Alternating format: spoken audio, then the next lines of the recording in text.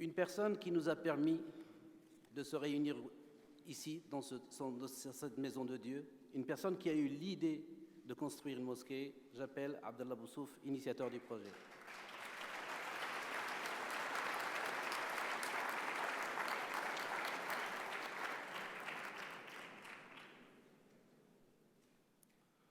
Bismillah ar-Rahman ar-Rahim.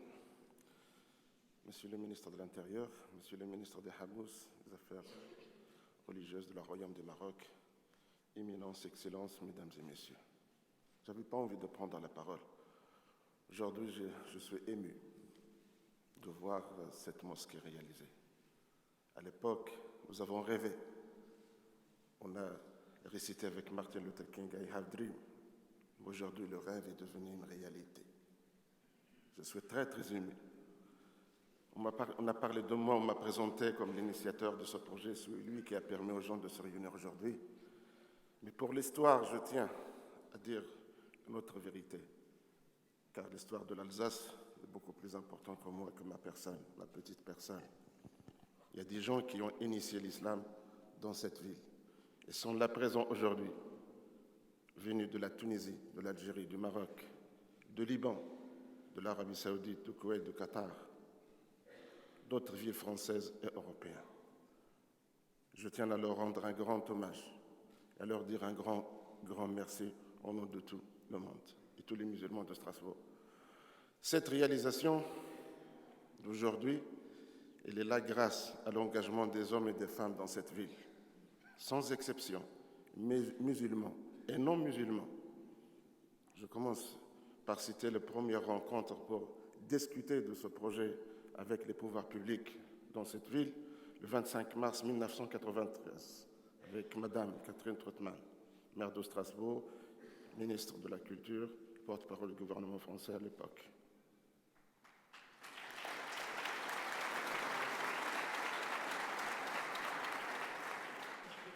J'ai trouvé de l'écoute, de l'accompagnement, j'ai trouvé de la compréhension de la part des pouvoirs publics dans cette ville.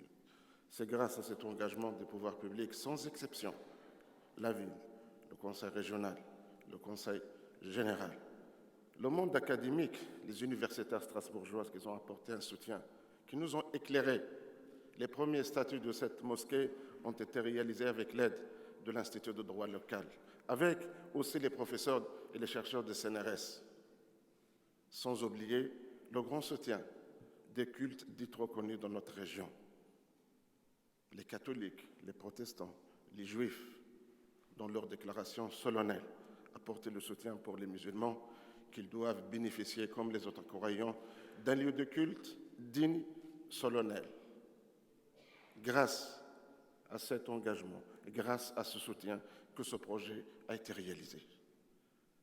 Les premiers pas de ce projet, de la part des responsables de la mosquée, je suis un parmi eux, ça a été fait dans cet esprit de partenariat, démarche participative.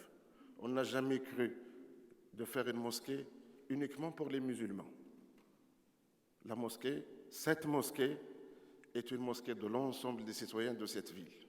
Évidemment, c'est un lieu de culte, permettre aux musulmans de pratiquer leur religion de la dignité, mais aussi c'est un lieu d'accueil, un lieu où tout un chacun peut trouver de l'écoute et de l'accompagnement.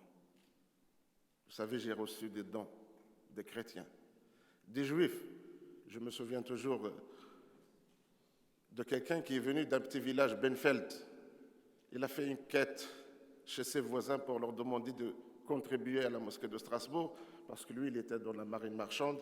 Alors, en voyageant à travers le monde, à chaque fois, il était dans une ville, dans le monde musulman, il a trouvé une église. Il m'a dit, c'est tout à fait normal aujourd'hui que les musulmans doivent avoir leur mosquée à Strasbourg.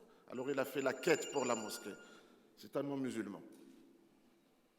J'ai reçu des chèques des juifs de notre ville qui sont engagés à côté des musulmans pour réaliser ce projet. Je n'oublierai jamais, j'ai reçu une cotisation des prisonniers qui se sont fait une quête pour contribuer à la construction de la mosquée. Vous savez, cette mosquée, elle a été réalisée grâce à la générosité des hommes et des femmes de Strasbourg, des musulmans et les non-musulmans. Je tiens à rendre un hommage solennel aux femmes musulmanes de Strasbourg. Monsieur le maire, elle est là. Le jour où il m'a demandé, en quelque sorte, parce que c'est comme ça la politique, de prouver la solvabilité de la mosquée pour construire ce grand projet, je n'avais pas d'argent. J'avais entre les mains une mallette pleine de bijoux des femmes musulmanes strasbourgeoises. Et c'est elle que j'ai montré à monsieur le maire pour lui dire, voilà, on va construire avec ça.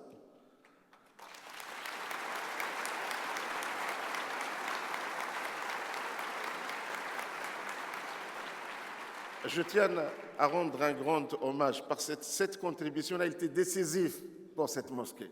C'est la contribution des femmes musulmanes de l'Alsace et de Strasbourg qui a permis à cette... Voilà.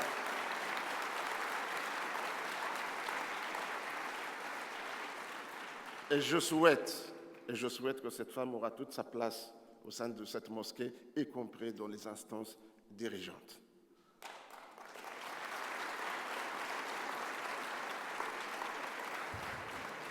Ce projet a été initié dans l'esprit, parce que je suis là pour dire aussi l'histoire, l'esprit, évidemment. L'islam, dans cette ville, il est né avec une dimension interreligieuse. Vous savez que les premiers lieux de culte des musulmans, c'était des lieux chrétiens. Une petite cave qui appartenait aux catholiques, et ensuite, notre premier mosquée, c'était l'église Saint-Matthieu, boulevard d'Anvers. Alors l'islam, il est né avec une dimension interreligieuse. L'histoire de l'islam est inséparable de l'histoire des autres religions. Il reste incompréhensible si on ne fait pas référence aux autres religions. Donc, cette dimension interreligieuse, il doit se poursuivre par les dirigeants actuels de cette mosquée. Et cette mosquée a cette vocation. Dans ces moments difficiles, de tension, on parle beaucoup des films, on parle beaucoup des caricatures de Charlie Hebdo. Nous sommes là pour lancer aussi un appel solennel aux musulmans dans le monde islamique pour leur dire que l'islam il a parfaitement sa place en Occident, il a parfaitement sa place en Europe, que l'islam n'est pas rejeté en Europe, que l'islam n'est pas regardé comme une menace pour l'Europe, parce qu'il a sa mosquée dans le cœur du capital de l'Europe. Mais aussi pour dire aux Occidentaux que l'islam n'est pas une menace pour l'Occident, que les musulmans ne sont pas là pour islamiser l'Occident. La preuve que les musulmans existent dans cette ville depuis plus que 50 ans, mais en parfaite, c'est-à-dire cohabitation, vivre ensemble et harmonie avec l'ensemble des composants de la société. Ils sont une valeur ajoutée. Les musulmans l'ont prouvé, ils n'ont pas besoin de le reprouver encore aujourd'hui. Ils l'ont prouvé à plusieurs reprises, depuis 1870 dans notre région, à Wörth, où il y a un musée pour les Zouaves et les Turcos. Les musulmans l'ont prouvé à l'occasion de la Première Guerre mondiale et à l'occasion de la Deuxième Guerre mondiale, où ils ont fait leur priorité de combattre à côté de colonisateurs la France, mais combattre le nazisme et le fascisme pour défendre les valeurs universelles.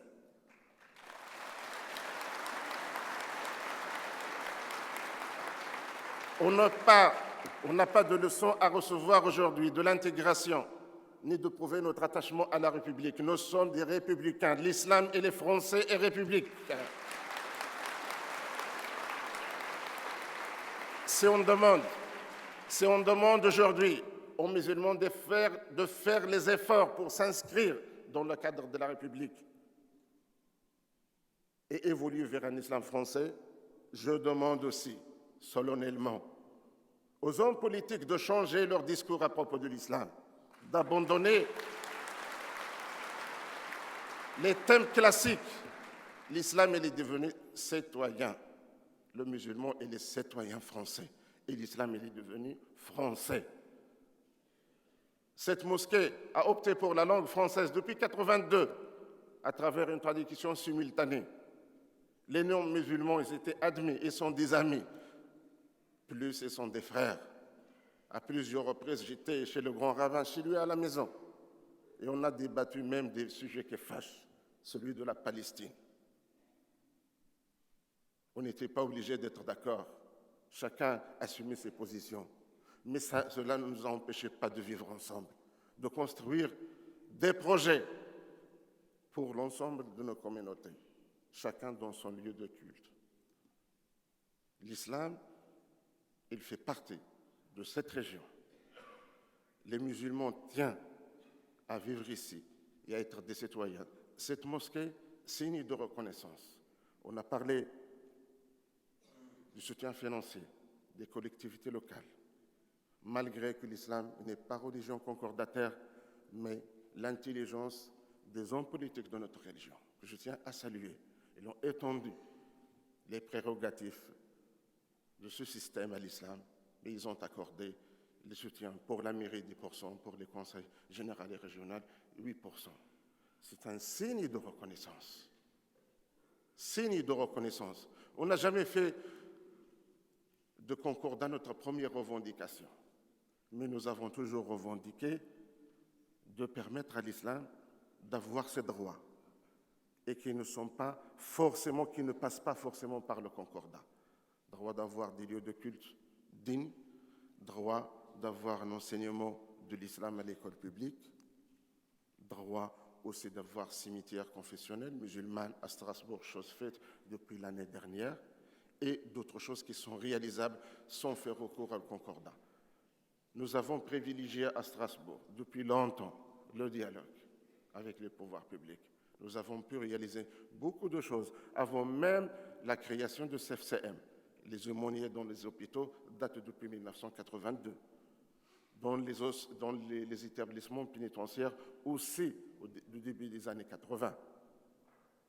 Je crois qu'il y a une certaine symbiose qui existe à Strasbourg entre l'ensemble des croyants et les non-croyants. J'étais aidé, et vous savez, aujourd'hui, le monde musulman est traversé par des crises, par des débats concernant les relations de religieux et le politique. J'étais ici à Strasbourg en face des gens qui se déclaraient des vrais rouges, des athées, mais ils m'ont soutenu. J'étais soutenu dans cette ville par des athées, par des non-croyants. Au Maroc aujourd'hui, ceux qui se revendiquent de la modernité et de la laïcité, je sens qu'il y a un rejet de toute forme de religiosité dans nos pays arabes et musulmans.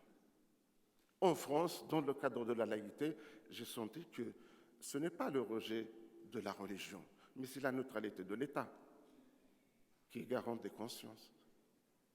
Que chaque pratiquant, chaque croyant doit pratiquer sa religion dans son sphère privée, qu'il n'y a personne qui peut intervenir. Et je tiens à le dire, j'étais aidé, soutenu, encouragé par beaucoup de ces personnes athées, agnostiques, des vrais rouges marxistes. Je tiens aussi à les remercier parce qu'ils sont dans la salle.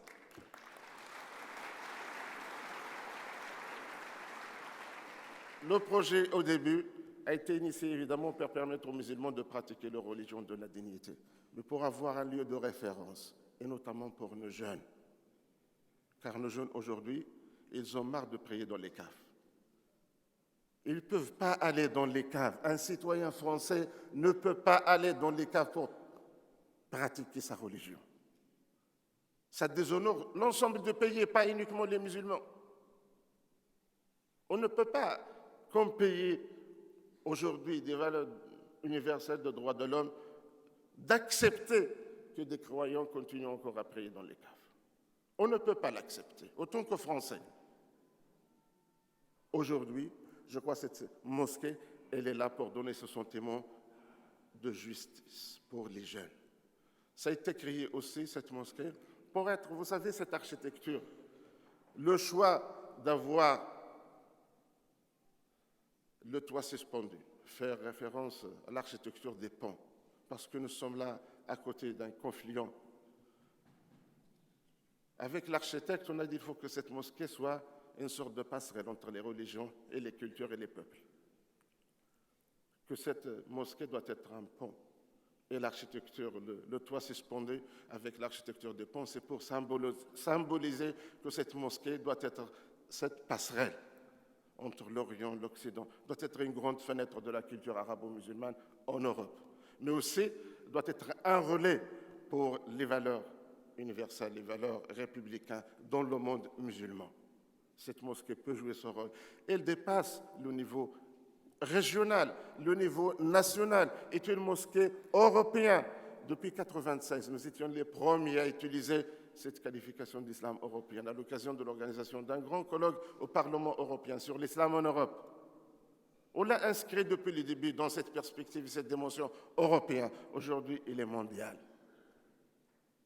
Minimum une quinzaine de nationalités sont présentes ici, dans cette mosquée aujourd'hui.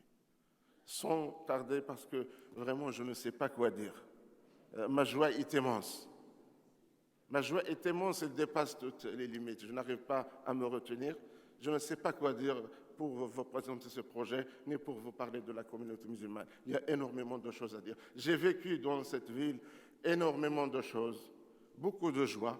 Évidemment, il y a des déceptions, beaucoup de problèmes, mais qu'on a su surmonter avec l'aide, comme on a dit, des pouvoirs publics, de la société civile, du monde académique, des religions.